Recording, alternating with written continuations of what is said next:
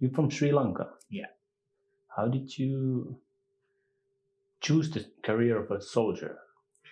I joined the military when I was 18 in Sri Lanka.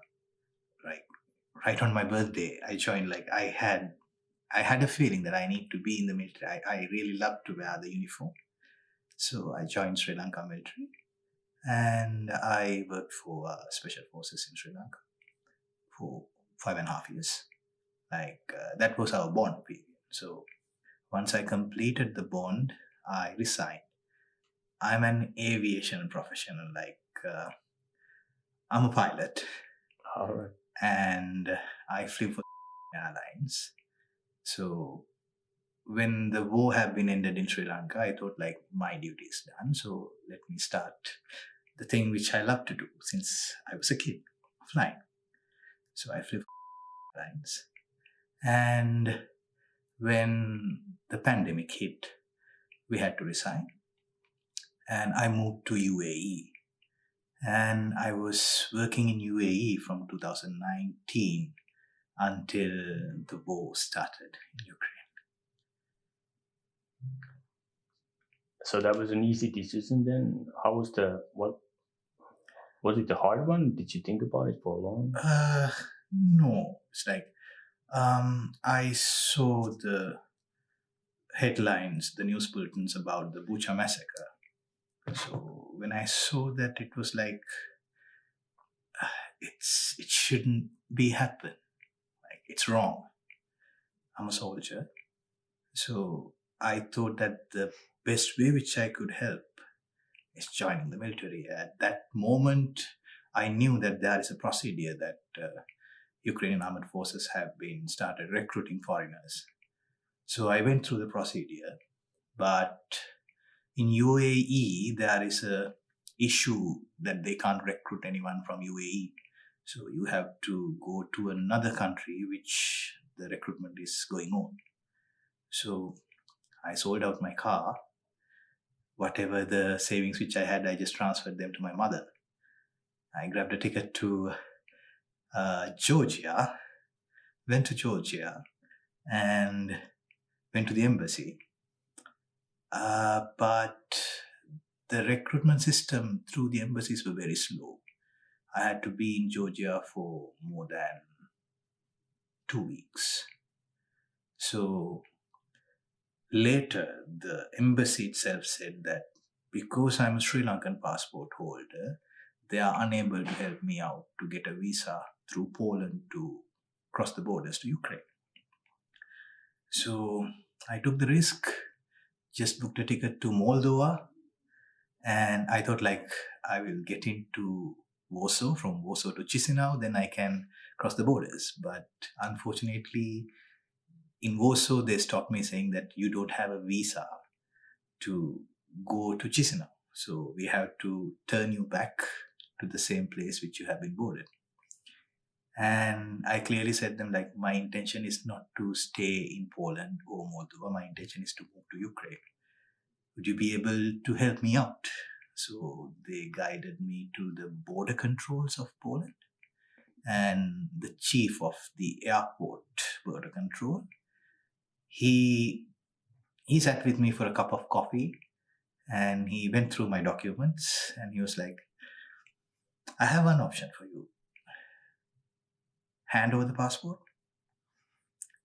fill the forms and sign that you are seeking asylum. Right after 7 days, drop me an email saying that you are not willing to proceed with the asylum. I'll release your passport. You are a free man to travel in Poland for 30 days. So I was in a closed camp for 7 days, a refugee camp. They gave me a temporary ID, a Polish ID. And after 7 days, as I said, like I dropped an email. Within 24 hours, he made sure that I'm getting my passport. And on the very next day, I crossed the border to Ukraine. Yeah. So there is a way always. Yes, you have to try. Yeah. All right. But if we go a little bit back, like to your Sri Lankan time, it was a civil war there, right? Yes. And There now, was a 30-year civil war starting from 1987. So it was continued until 2009. So 3 decades. But I have been in the war less than for, like, combat experience is less than 2 years for me. But that was the peak. That was the peak of the war. So I had a lot of my colleagues getting killed on my hands. I have seen them. and how was that experience losing friends? How do you feel when your loved ones are like vanishing within seconds? You can see them. You know that if you be able to send them as soon as to immediate medical attention, they could be saved. But still, you are not in a position to send them. You know very well that they are dying here. Yeah, I'm getting goosebumps. yeah. I mean, you can't imagine it. Something else. I lost my best buddy on my arms. The guy who saved my life 3 times. But I couldn't save him.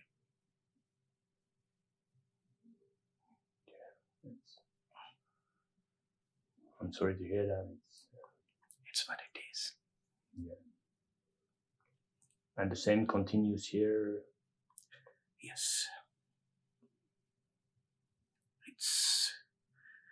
It's far more complicated because in Sri Lanka it's a civil war and we fought with a terrorist group.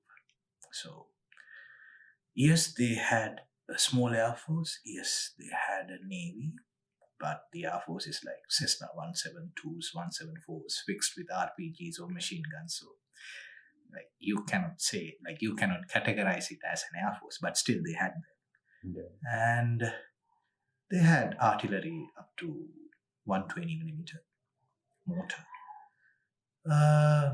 It's like a guerrilla warfare.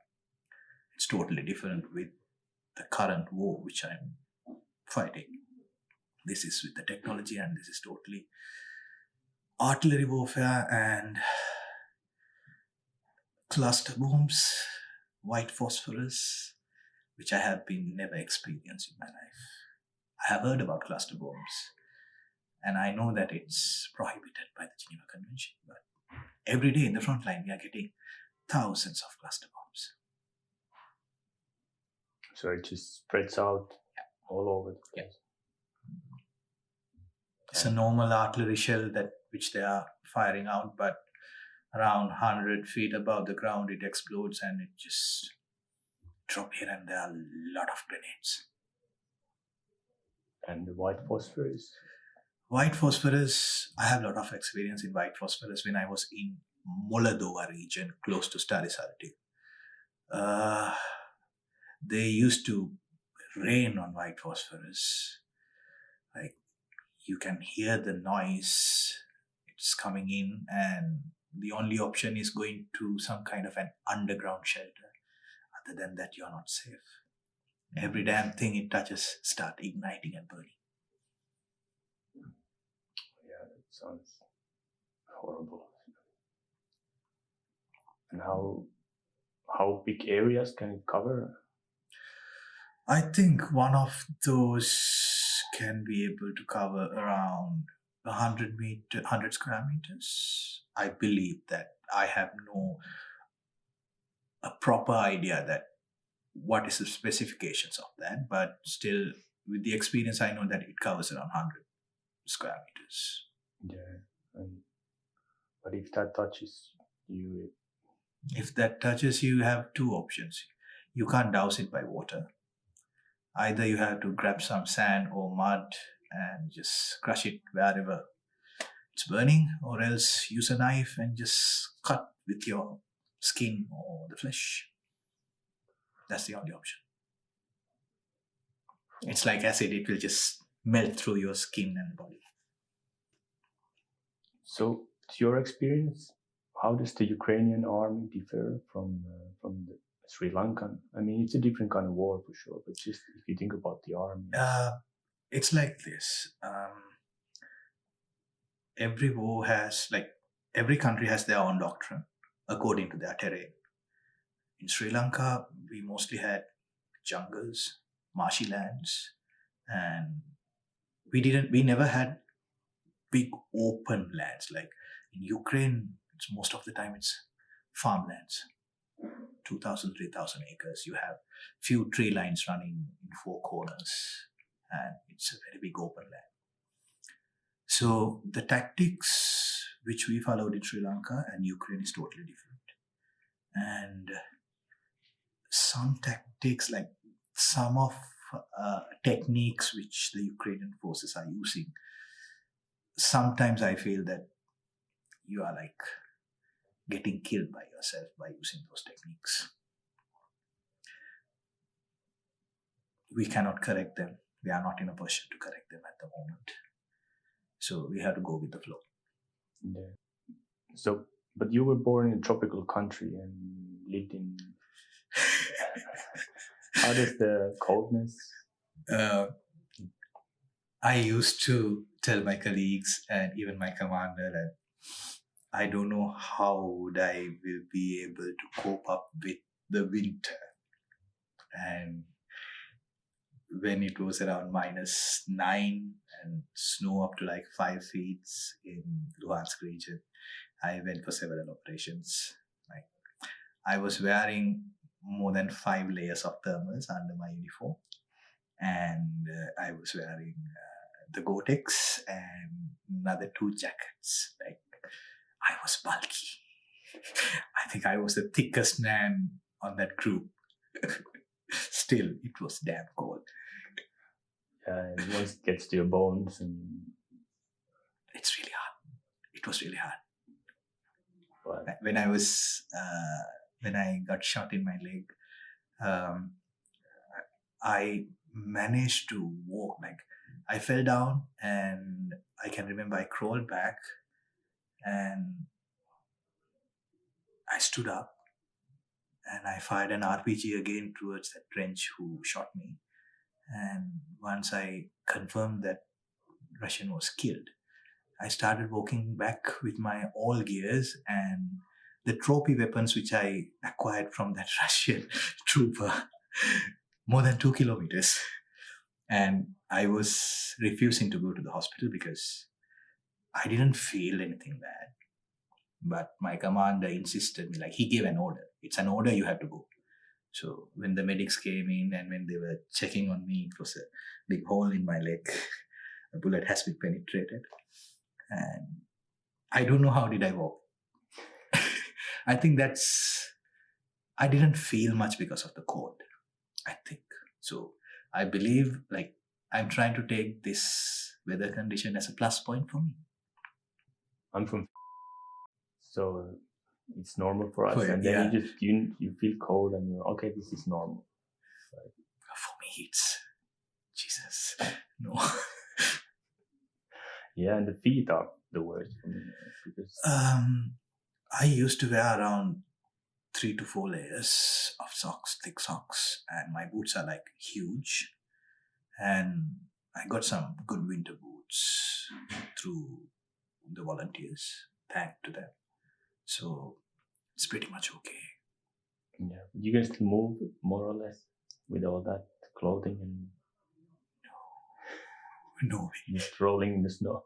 Yeah, rolling in the snow, but still, like, Jesus, no, I can't even imagine those moments. Like, I don't know how I do that at that moment.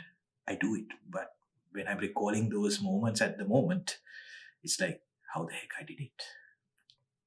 Yeah. I also heard you got shot on the rifle and it saved your life. Yes. On 8th of October, we were trying to gain a Russian position. Our scout got killed by a sniper. So we had to recover his body. Like in Sri Lanka, Special Forces, we never leave our colleagues. if he's blasted in pieces, we try to we recover as much as pieces and we bring it down back. I can remember someone was yelling saying that tactic is down, and someone said, "Go get him." So I heard it and I ran up to him. When I was pulling him, I think they started firing at me and something hit very hard on my belly. The first thing which I did was I just touched like this. I fell down. I touched like this and I checked whether it's bleeding or not. It was not bleeding, and I started firing again for the side which I got the hit. And somehow I managed to bring down the dead body with the help of another guy because the BTR came and covered me. So I think I got a shot here. I had the pain, but I didn't know what was there. So when we retrieved for regrouping, I checked my weapon. So there was 2 bullets have been penetrated, one through the pistol grip, the hand grip, and the other one right next to the front receiving column. So then only I knew that 2 bullets have been hit on my weapon, and the 3rd bullet have gone through my flak. When I was removing the flak, like my uniform is torn away like this. So I was very lucky because I didn't had a single scratch through my belly up to my shoulder, but the bullet had been penetrated through my shoulder and gone out. Still, in the evening, like after 2-3 hours, I can remember my commander Flint. He just, "Are you okay?" I said, "So I'm ready." That's it. Evening, we managed to get the position. We destroyed the T-90, Russian T-90, and we took the entire position. I think we fought around against with 60 Russians with an 18-man team. My team, which I command, the Legionnaire Special Services Group, which I started from the Charlie Company of the 1st Battalion, and the Ukrainian Recce Group for the... So under their supervision, I was working with them. So we managed to get that entire place. I think we made a lot of casualties, and we managed to eliminate more than 15 out of that 60. We have drone footage, so that's why we have clear numbers. Yeah. So are you a squad leader, or sorry, my turns for these? I'm a commanding officer for the Legionnaire Special Services Group. I started as a soldier, and later when I started this group, I was being promoted as a commanding officer for that group. And how often do you do missions? Since 8th of October till 26th of October, we went daily. Every day morning around 5 a.m. we leave. We come back around 1900, 2000. You're fucked. You're exhausted. But still, you're getting ready for the mission for the next day morning. How do you recover? I don't know. Like this wound, I just went to the medics in the evening when I returned. She just cleaned it and dressed it. And next day morning I went. Like any job, if you do it for extended period of time, you get exhausted and your body gets tired. And...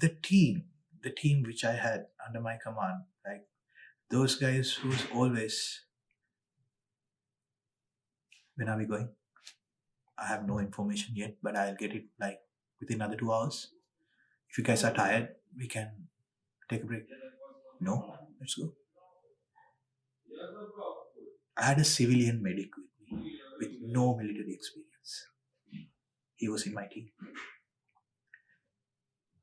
when I see some of soldiers in the Ukrainian armed forces and some of soldiers in the Legion, he's 1,000 times better than them. Being a civilian, he have no experience in military, nothing. But very aware of what was happening around. He saved lot of lives.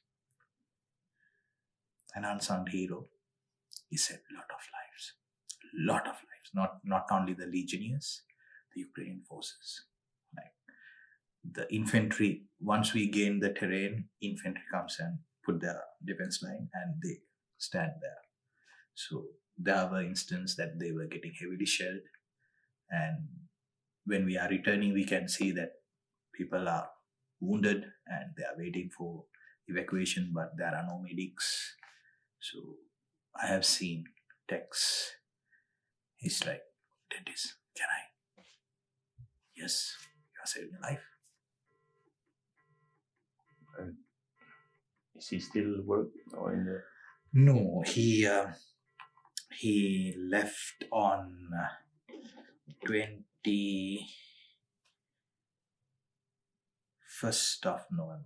Like half of my team said that they need a break. So I didn't try to stop them because they did their job. So I believe after completing 8 months, they should have to have some kind of a break because they were with me since day one. They never wanted to go back. They were a bit exhausted. So they clearly said that we would like to have a couple of months. We are a bit exhausted. So I said, yes, go ahead, take the break. Yeah, I mean, it's a skill to recognize that in yourself as well. Because if I keep on pushing them, no, I'm not letting you to leave, or you have to stay with me, I won't be able to get there 100%. So which means I'm putting myself in danger, putting themselves in danger, and the other people who are around us in danger. Our main goal is to be safe, save the others, and gain the terrain. That is our main goal. No point of gaining the terrain by getting killed yourself for no reason. Like, that's my theory. Yeah, and to me that sounds makes sense. I need to have my team. What I always say to them is like, the leadership can be replaced. If I have been eliminated on an operation, there will be someone in my team who will be appointed, who has the capability to lead the team. But if I lose my team, who's going to take the leadership in future? So don't think about me. Think about the others. I always say that. Every day when we are leaving in the morning, when I'm giving the briefing, the first thing which I remind them is safety. You have to save yourself first. Second, your colleagues. Last, this. Because I believe you should lead with example. Not to yell at people and sit on a chair and command them, no, you go, get this place, come. And by the evening when they are returning, if there are casualties and if they won't be able to complete the task, what the fuck have you done? You haven't done this. No, that's not the way. I have seen people doing that. I have seen people just sitting on their chair and giving the orders. Doesn't know, like, have no clue. Where are the front lines? Where are your people? What is happening? Have they had their meals? Do they have their needs? There are some high command people which I have seen. Doesn't have a clue. So how does it affect people under them? It affects in a way, like they sometimes they are upset. Our commanders are just sitting and waiting in their offices. They doesn't even come to visit us. I haven't seen my battalion commander. I saw him, I think, in September. Since September till today, I haven't seen him. Not even in the office. I don't travel often to the office, but when there are meetings or some kind of a requirement, I go to the office. I meet only my chief of staff. I don't see my battalion commander. Never. Because in war, bad decisions can lead to deaths Yes. of the people around. Yes. And Not only the decisions, the impact and the impression you are giving. as well. Like decisions which you are giving orders and what you are planning. But the impact which you are giving with your personality is different. I had that feeling. I haven't seen my battalion commander ever in the front line. I don't want him to come and just grab a weapon and start fighting with me. I'm not asking for that. At least give a morale boost for the boys. Don't worry, we are here with you. It means a lot. Yeah. And in that case, our immediate bosses, like the company commanders, all the 3 company commanders, Dima, Kenobi, and Muthar, they're doing a great job. They're doing a great job. How is the logistics side of how complicated does it get? It's complicated. Like people who are handling logistics, they're trying their level best to get the things sorted out. Like you can't expect them to get the things sorted out within seconds when you have been made the request. There are a lot of issues. There are issues with the vehicles. There are issues with transportation, who to send, and like some of the vehicles what we have is not capable of going through those rugged roads. So when we do a request, they make sure that that is done, but it takes time. I don't find fault with anyone for that because they are trying their best. Are there some things that could bring a quick aid to the daily operations? Like I hear talk about night vision goggles, for example, and things like that. Or is it just some simple gear that's... At the moment, I think the boys mostly need winter gears to be warm. Something to be warm. Like I have had an experience on an OP. Like when we are out of the storm operations, we used to do observation points in the front line. We go to the front line. We have trenches, and we just make sure that we are holding that line without the enemy to attack. So sometimes, like my experience is, I got flooded up to my chest. Like, no point that you are having gum boots, mud boots, still you are flooded up to the chest and you are wet. And you don't have enough stuff. Like if I had a proper poncho, I could manage that water is not pouring inside. I didn't have a proper poncho. Like I had, but when you go for one operation, that's done. The poncho is destroyed. So, like to cover yourself, sometimes you have to damage it to make it in a proper way to make yourself dry and warm. So you have to damage them. So that damage which you have been done will affect you on the next operation. Like this is because of the current weather. Like when we were working in the summer, we haven't had these issues. Like we are more active. We like the boys never had any kind of like when you give the order now they are like how many hours? 24 hours.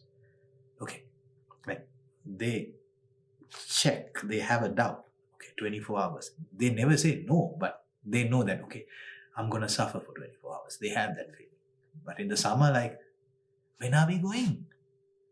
What are we doing here? Let's go. Yeah, you kind of, from past experience what's possible and what's kind of in the limits and what's just not feasible. Just getting water, like, or things like that. Is it? We have those supplies like water, food, MREs. We are getting. The only problem is the Ukrainian MRE. It's the Ukrainians love that. MRE? Meals ready to eat, the packeted meals. So Ukrainians love that, but we don't. But there's no option. No option. Yeah. Well, I guess you need the 2 months holiday to just eat well. And we have enough food, like we are getting rations, but when you go out on operations, like, I would love to have a Sri Lankan MRE or an American MRE or some kind of a MRE which is given by the European Union for their forces rather than having the Ukrainian MRE. What does it consist of? Like, it's a 24-hour pack and you have 3 different meals. Like, you have a soup, I think it's a borscht, and the other 2 comes like either barley with meat or rice with meat or something like buckwheat. Yes. I don't know. Sometimes we get beans with meat and I can't eat that, but Ukrainians love it. The Ukrainian soldiers, they love it. So how was the ration in Sri Lanka? It was not a 24-hour pack. We had only for one serve. In Sri Lanka, our main meal is rice. So all the 3 main courses we got in the ration is rice with 3 type of curries. So it's just to boil it up and eat it. Like in the Sri Lankan MRE, it's not like, though you say meals ready to eat, it's not ready to eat. You have to heat it up. Without heating, you can't eat that. Yeah. That's the only difference in the Sri Lankan MRE. So could you have some spices from back home? And I no, when I was coming to Ukraine, I had only my hand luggage, like my uniform, the Sri Lankan uniform, boots, and one business attire, and a short and a t-shirt. That's what I had. I haven't had anything else. So I was dying in the first few days to have something spicy to eat. Unfortunately, I didn't have it until end of August. End of August, I managed to find some spices. Like, when I get to know where to go and buy them, then I started getting the stuff and cook something which I really like to eat. Like, that's also once a month, something like that, because you don't have time every day to cook what you like and eat. So whenever I get a free time, I cook something for myself and I eat. And thank to Rob, like, he know about me and he used to send me some hot sauce, some of the spices whenever he drops us some supplies from the volunteers. He makes sure that I'm getting something spicy. Oh, that's good. Maintaining your gear and hygiene, it's probably very important. Yes. Hygiene is very important, and as you said, maintaining the gears clean, neat, and tidy is very important. Like, I haven't seen that in the Ukrainian forces, because coming into discipline, I don't say that they are not disciplined, but the cleanliness, the neatness is not there. So what I have done to overcome that is, no matter you are tired, you are after an operation, if I gut check that the place is not clean, they are getting an inspection. I'm giving them a time frame and I'm saying that I'm going to come and have a look. I have to see this entire place is clean, neat, and tidy. So I push them and I make sure that they are clean, neat, and tidy, because you have to have that. We are not in a position to send anyone to hospitals when they are getting sick. Yes, we can send them for battle casualties, not for getting sick, for not being cleanliness. And if your house is a mess where you live, you get rats, cockroaches, and everything, which lead for other issues. So I am very strict with cleanliness and neat and tidy. I believe that every soldier, no matter what, how tired they are, they have to be clean and they have to keep their gear and everything warm, neat, and tidy. So, what do you think about there's heavy shelling going on? Is there something in your mind? How do you deal with those situations? Don't take me wrong. I used to say everyone, enjoy the fucking moment. If you know that you are getting heavily shelled, like if you're getting shelled, the best thing you have to do is stay where you are and take cover. If you start running here and there to take cover, you are exposing yourself for shrapnels and you're gonna definitely get killed. So when we are getting shelled, the only thing which I'm doing is lighting up a cigarette and moving somewhere which I believe that it's safe for me. That's it. Like you can't do anything. You can't do anything when you're like, when I was we had a medic, Talitha Divole. She's a Colombian, no, Brazilian. She's a model. She was working with us, and there was another guy from Brazil. I can't remember his Douglas. We got shelled. My platoon commander at that moment, he's the first victim, and I evacuated him. After that, I got wounded. I had 3 shrapnels in my head, and I got the message that saying Talitha is stuck inside the cellar. So that house was burning. We could not save her. I believe that she's safer inside the cellar because it's underground and it's like a bunker. Unfortunately, they had the smoke intake from the house to the cellar. So when the house is burning, the cellar also have been flooded with smoke. So she died inhaling smoke. That moment, I think we got more than, like, the safe house which I was got shelled 23 shells. Yeah, 23 shells. Just the safe house which I was. And I can still remember when we were getting shelled, I was like, okay, guys, jump into the cellar. I'll stay at the door. When we have a window, let's move out from this place.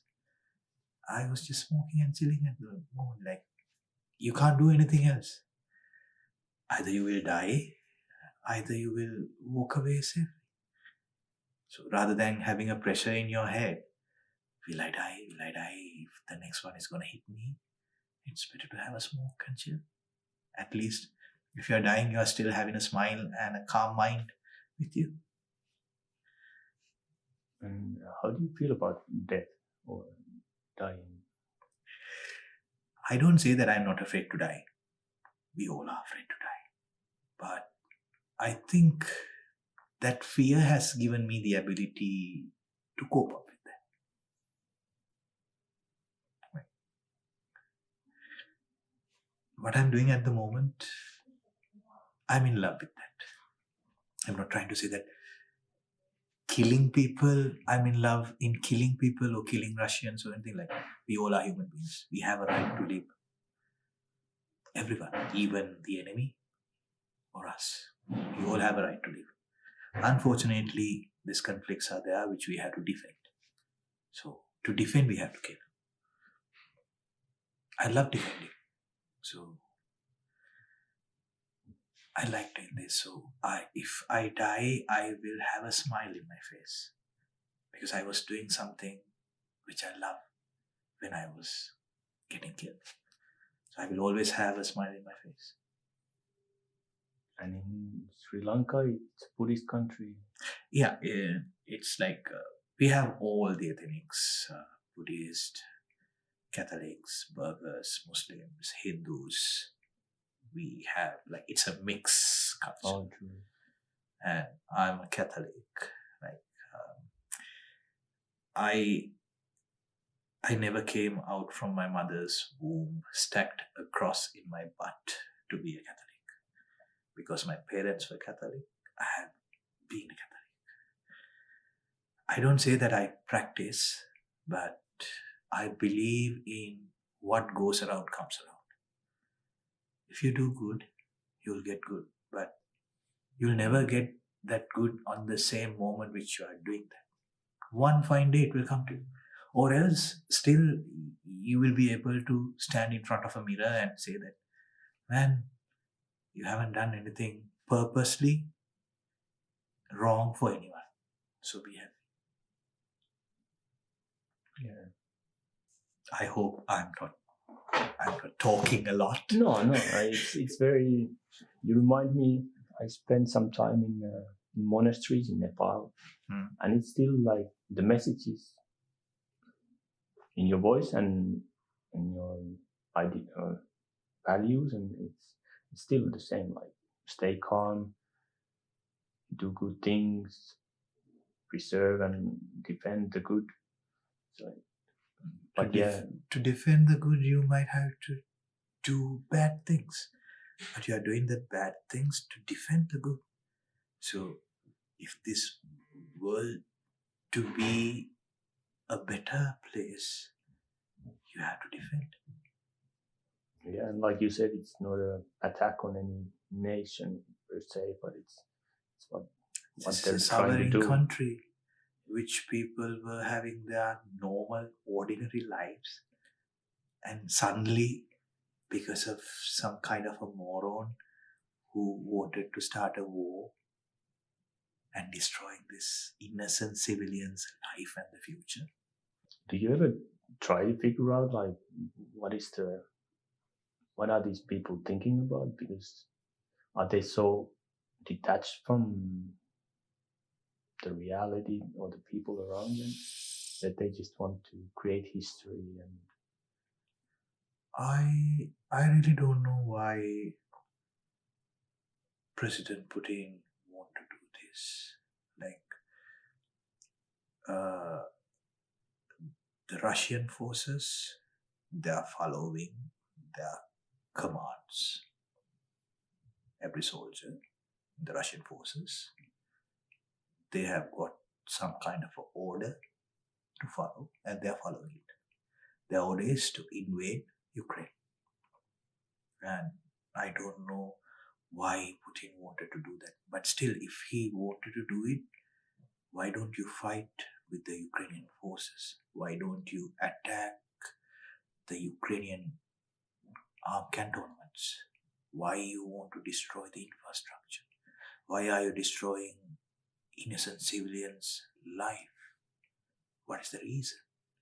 And a soldier should fight with another soldier, not to go rape a woman, kill them. Right? You are not suitable of wearing a uniform and saying that I'm a soldier. If you're doing those type of things, I don't know what motive the Russian soldiers have to do that. Not only Russian soldiers. I have never encountered with this Wagner group, but I have seen videos and the other stuff going like viral on social media. What do they gain by killing innocent civilians? It's very... I don't know what is the motive for that. Yeah, because it feels like if there's evil, that gets very close to it. So I have to, like, I have read in an article when the Syrian conflict is going on, President Putin have said that forgiving is the duty of the good, and Sending them to the God is my duty.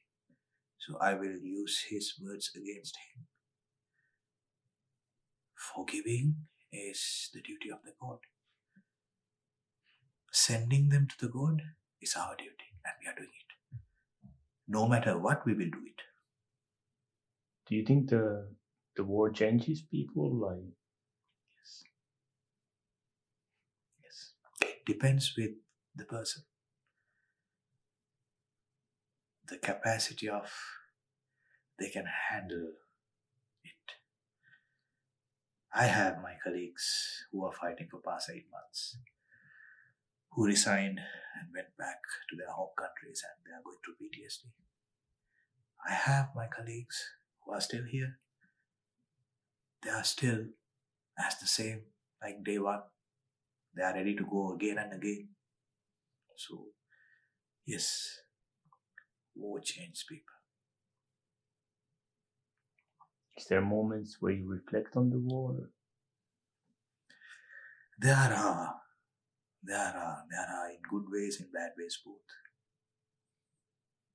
As I said, like, if I could save my colleagues, which I knew that they can be saved, it reflects. Even now, when there's an incident like that in the front line, like, it goes like a flash. It recalls me the previous incidents. Sometimes I think that's kind of a weakness which I have. When I get into that moment, I'm getting freeze for milliseconds. I'm getting freezed. That millisecond which I'm getting freezed can put me in danger and my boys in danger. I'm so scared for that. That is one of a weak point which I have. Well, it could be humanity or just being a human as well. We're not robots only. The guy who shot me in my leg, he was a Russian paratrooper and a sniper. We recovered his documents. When I saw him, I dropped my weapon from my both hands. I said, hold it. I didn't want to kill him. But instead of, he saw that, like, behind me there are another two guys and another two guys onto my right, a little bit forward. He saw them. But he started return firing at me. I think the first or the second bullet hit my leg and I fell down. So the Ukrainian armed forces or the Legion is not trying to kill each and every Russian soldier. We are trying to get them as POWs because, as I said, they have a right to live. They are human beings. They don't have that feeling. Russians doesn't have that feeling. They just want to kill. Yeah. How does it feel to fight that kind of enemy when you know that? It's like you have to be the first. If you don't be the first, you will never be the second because you are not there to be the second. Yeah, for them it's all or nothing. So in Legion, there's people from all around the world. Like what have you learned in that environment and from different cultures and people? Sometimes it's irritating, but when the time passes, you blend with that and you're moving on with that because they are understanding step by step how we are, and we are understanding step by step how they are. So when the time passes, it's going to be normal. Only issue is the language because we can't learn a language within a couple of weeks or couple of months. But still, we managed to do the job correctly on the ground. Like, we have Spanish speakers, we have Italians, we have English speakers, we have uh, Ukrainian speakers. But when we go into the front line, we don't speak any language. We just do the job. So it's working as a team and people know what's happening around them. Yes. Like, sometimes I had to deal with the Spanish guys. I have no clue about Spanish. The only word which I know is sí. That's it. Sí. Okay. That's it. But when I say advance, they're advancing. When they say for me something, I understand that, I do it. So it's all about working together. And simplifying all the messaging and Yes. information. Still we talk, like in the briefings we talk. They speak on their language and we speak on our language. Some kind of a miracle, we understand it. There's a lot of hand waving and Yes. so you were a platoon commander at one point. Yes. How did that come to be? I told me about flattering and that helped, like flattering your superiors. It's like this. Like, if something is wrong, I don't care how senior is that person. I used to just say it to the face. I hate people who are stabbing from the back. If you have a problem, come and just tell it to the face. If it is something really which I have to be corrected, I'll say sorry and I'll correct myself. My platoon commander got hit on the 30th of June, and he has been evacuated. After that, there was no one to take the control of the team.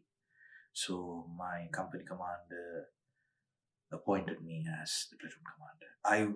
I was like, I have been asked previously to take over the commandship, but I refused because I never wanted to command the platoon and stay in an OP.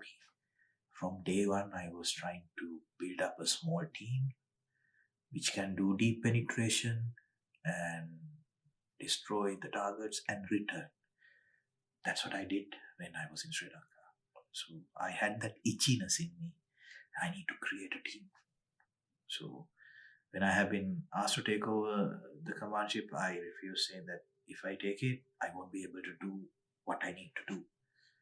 So appoint someone else. Let me continue what I'm doing. So when Cash got hit, when there was no one to take over the duties, I took over the duties.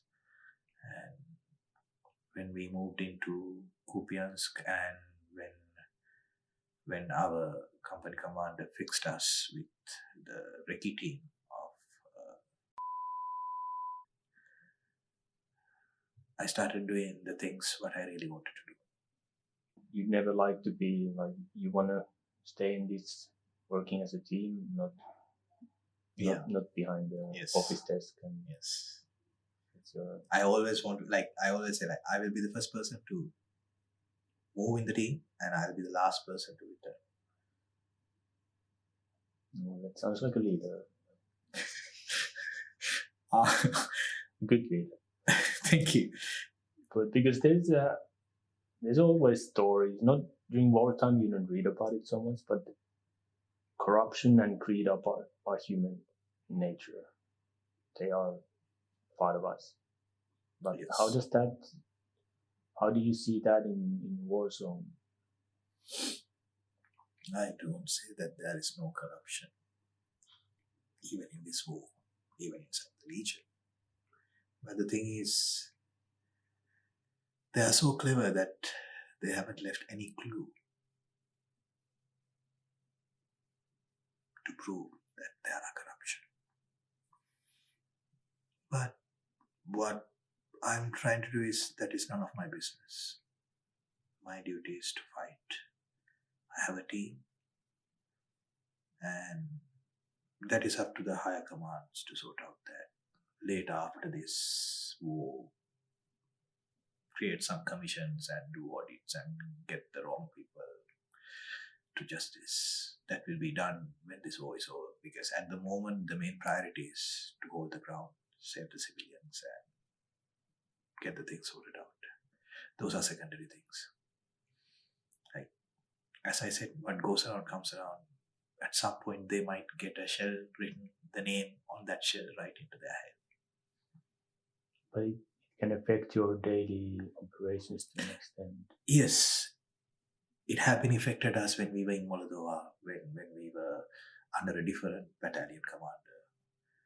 And we had to fight with some higher commands saying that we don't want to work with this commanding officer. And for some reason, with the pressure which we made up to those appointments, they made sure that that officer was being relieved from the commandship and appoint a different officer. But what happened was the person had been changed. The system is the same. So after that, we never bothered on checking on that, because, as I said, the 3 company commanders, they make sure that no matter what, we get the needs, either from the government, if not from the volunteers. So they do their job. I don't know about the high commands, and that's not my duty to. It's not my job to sneak around what is happening, what are they doing, how much they have been stole from us. We have the minimum requirements to do our operations, and we are happy with that. And I can imagine the work you're doing requires your full concentration and attention. Can't be thinking about other things at the same time. Like, this war will end at some point. One fine day, it might be tomorrow, it might be after another 20 years, but still it's going to end. Once it ends, okay, appoint some commissions, get the people out, do audits, get the guys and send them to jail. That's the only thing you can do. Like, I believe everything should go with the law. Though you know that this person is corrupted, it doesn't mean that you have the authority to punish him. There is a system. That's why we are civilized.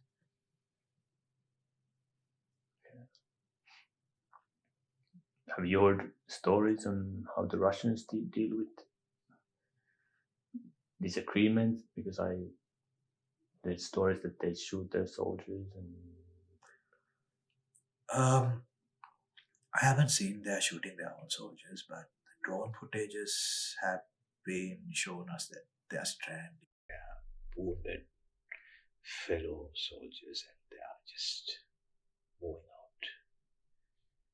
Like, they don't care about, like, we don't even leave a body part of our guys. We collect it, we bring it back, we make sure that he get a proper burial, a proper funeral, honorable one. But I have seen, like, you can save that guy. He just lost his arm. Just tourniquet him and evacuate him. You would be able to save that guy. But they're running. The guys who are capable of doing that, they're just running. What does that tell you about are they a team or are they individuals more that are just trying to survive? They are individuals. They're trying to survive. If they have a feeling that we are a team, these are my teammates, no one will leave anyone. Yeah, it would be scary to be in an army like that when you know you can't trust the people around you. And that kind of creates a bad vicious circle. Trust is most important. Like, if you got shot, still you have the feeling and the gut, okay, I don't mind. My boys are there to carry me out. I'll hold it. When you don't have that trust, how can you fight? Yeah, you're just scared. I'm not afraid to do any damn thing with my team, because I know, like, I don't even need to yell saying cover me if I'm assaulting. It happens automatically. Every incident, I have got wounded 1, 2, 3, 4, 5 times, except the last time, which I got the shrapnel in my head, which made the concussion and my 3 discs ruptured. All the others are either shrapnels or bullet. So all those times when I was falling or when I was getting hit, my guys are covering me. I didn't want to say the guy who is behind me, cover me, I'm advancing. No, they were covering me. Especially there is a guy called Noisy. He's actually a noisy guy.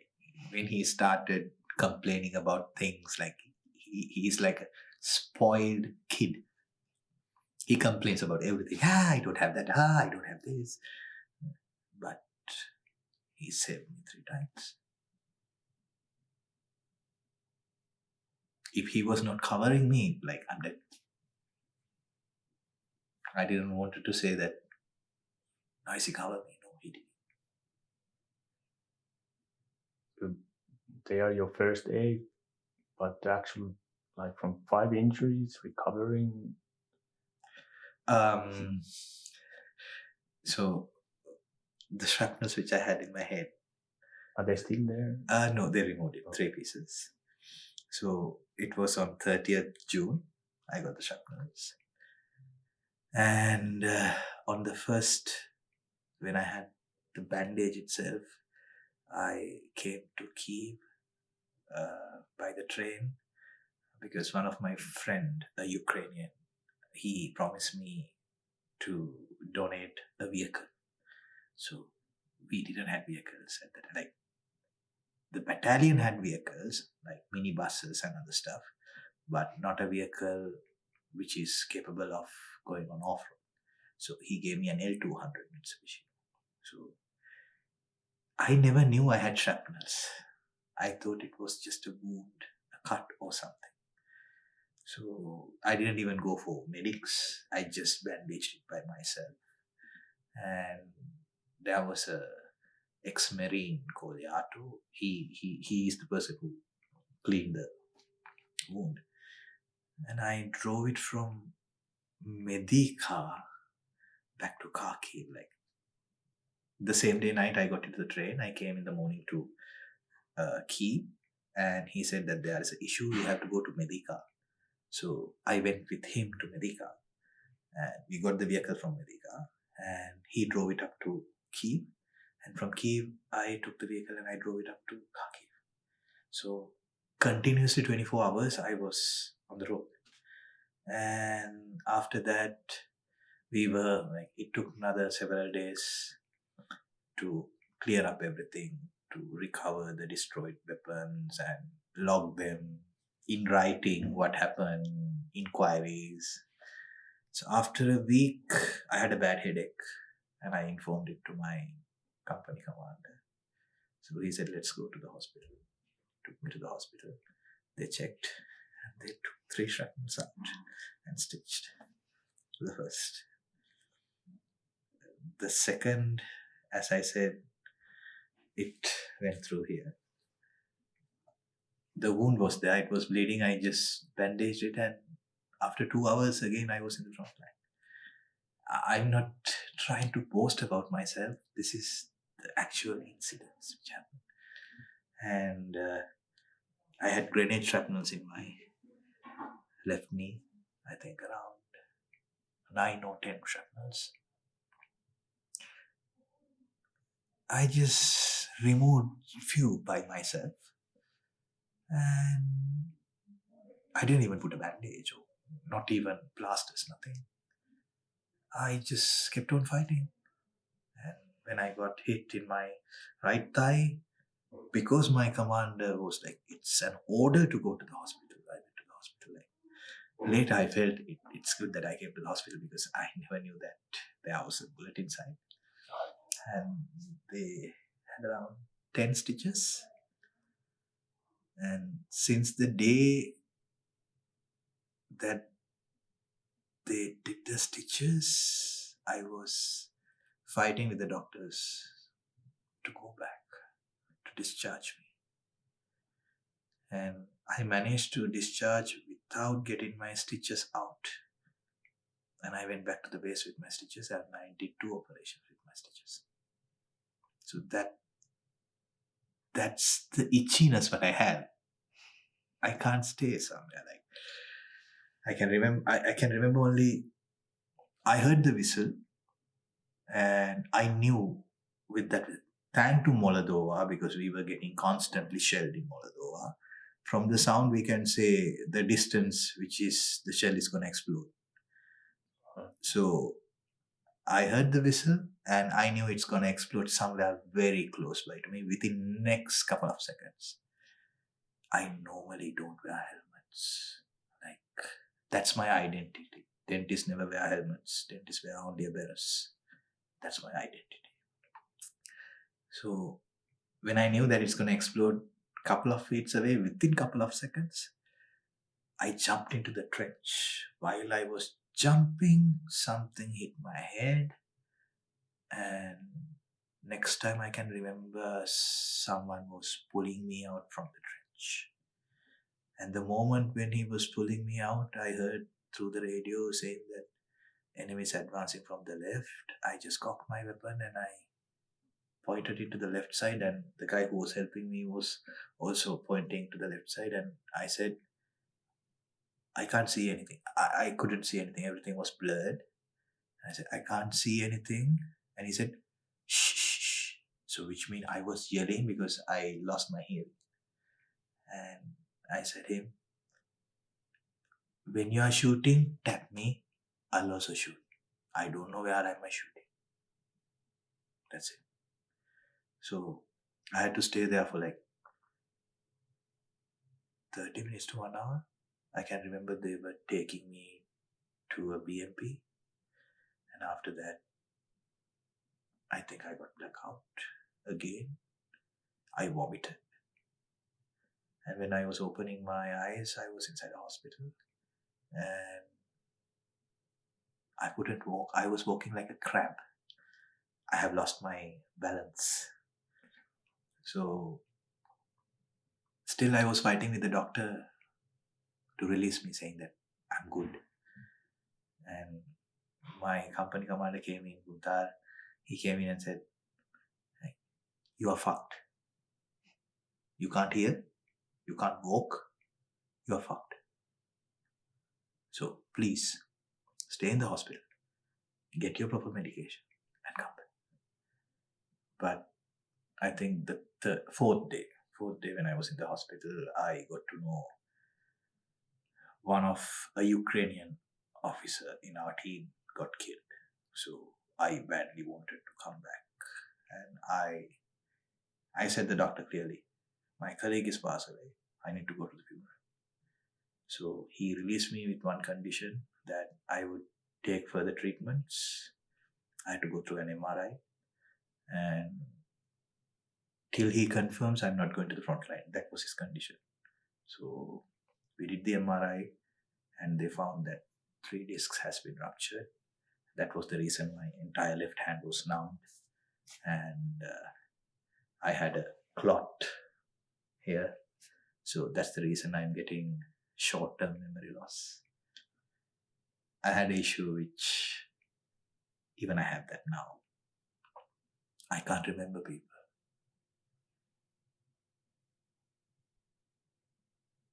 From the past or?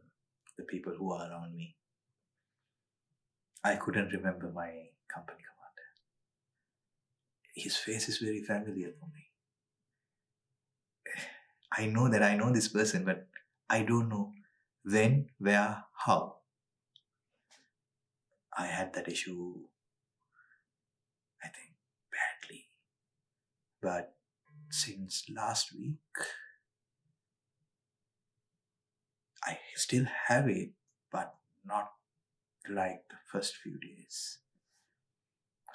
Now I have that ability, like my hand is working 100%, but I still get the neck pain and shock waves are going on through my hand and the head. Sometimes I walk like a crab. Sometimes I can't drive for long distance because when I was driving, I think last week, I got blackout. So if you see my vehicle, you will not see the front bumper and the shell and everything. But still, I want to go to my base. At least stay with my boys. At least. And so you're not giving yourself recovery vacation. Okay, it's like this.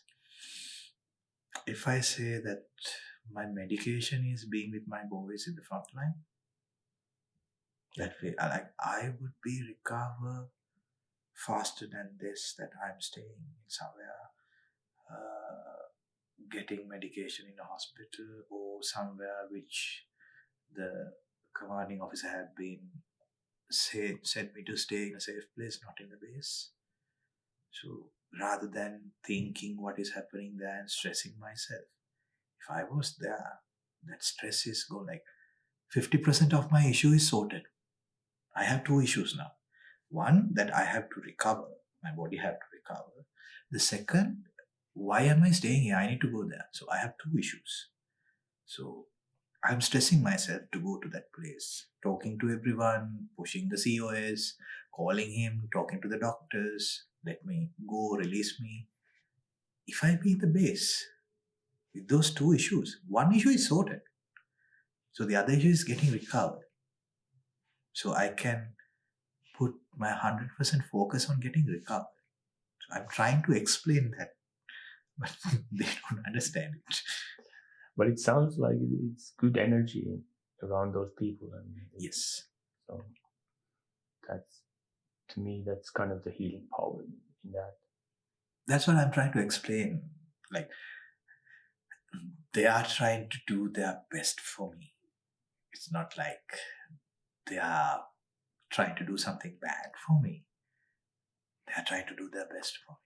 They want me to be alive. They want me to be recovered. And my company commander says, like, first you recover, then you can start doing work again. Yeah, but your mind and body are connected. So my mind says I need to go. To me, it makes sense. Like, if your mind is at ease, your body starts to repair.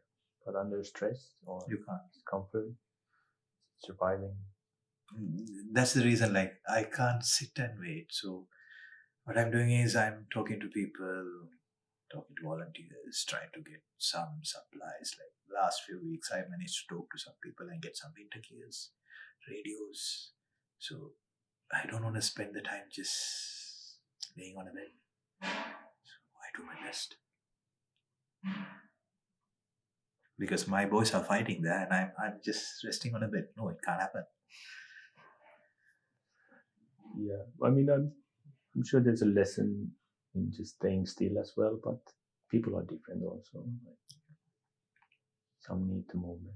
You need to understand the person who in front of you. If you can understand that person's needs, then it will be very easy for you to control that person. I really believe that. Because every team member in my team, I used to sit with them individually, have a smoke, have a chat. I'm not digging into their past or their personal life. But sometimes, yes, I poke my finger and I try to get to know things. which has given me the ability to control that person, which is happy to follow my orders, which I know what kind of a task should I give to this person. Like, no point asking from a medic to cook. I have to ask that from a cook. No point of asking a cook to stitch a wound. So if I know the person and his capabilities, it's very easy for me to utilize the people. Yeah, you have to. Yeah, that's why. I haven't seen that in the Ukrainian forces. And most of the commanders who are in the Legion, I haven't seen that. They're just sending everyone as per the duty detail for the day. I think that's the main reason that the current casualties what we are getting. That's the main reason.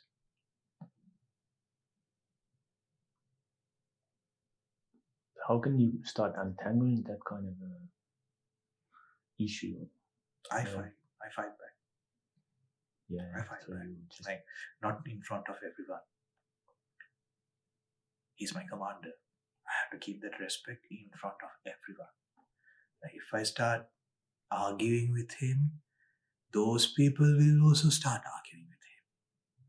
Or those people will start arguing with me. So, the moment when I get the order, I say yes. But later, like the same moment, I would meet him privately and I will start fighting with him. No, this is wrong. It can't be happening. So for some reason, my commander say no for me first, but later he comes and say, okay, do whatever you want. yeah. So it's just, I guess, when you tell people to their face what to do, then around other people, it's often they refuse. If you are clean, you can tell. If you are not clean, you can't tell. That's the main thing. I'm ready to say any damn thing for any person if it is wrong. I don't say that I'm 100% clean. Like, there are no good people since they are born. I believe a good person is a person who identify their mistakes, correct by themselves, and move forward. Those are the good people. I think I have done a lot of shitty things, but I have learned from them. So I believe correcting myself is the best thing. Not waiting for the others to correct me. Guess I could last ask about just the routines you have, like daily routine. Do you have some? Is there something you enjoy every day? Like I guess you mentioned smoke is like something you do, but that's. I'm a smoker. Like, when I'm happy, when I'm sad, when I'm stressed, everything is a smoke. And when I have a free time, I used to play the guitar. I'm not a guitarist, but for some reason now I can play few songs like You're Beautiful by James Blunt, and some songs which I can make sure someone, a female, getting interested about me. Something like that. Yeah. So that's the only thing. I love to cook. So when I have a free time, I cook for everyone. Play a song and smoke. That's it. I think there would be a million more questions, but I think it's a good time to continue today and sit down another time. Thank you. Thank you very much for this opportunity. And I have sat for a few interviews, but I think this is the only interview which I felt that I was free. Well, I'm happy to hear. And There's Yeah. And every word that I said, I would be taking the responsibility for every word, every name which I been stated in this conversation. You have the right to quote for anything, and I'm taking the responsibility of that. I don't speak without taking the responsibility. That's dentist. Yeah, you seem like a man of honor and a true leader to me. So Thank you very much. I'm sure that people around you are happy to be with you. I'm just an ordinary human being who is trying to do the duty which is given in the book, black and white. No matter what, I'll go to the book. Still, I have the humility. I know how to bypass the books, but still, I will do it only if it is necessary and it will not harm anyone. That's the theory which I have, and till now, nothing has gone wrong. All right. Thank you. Thank you very much.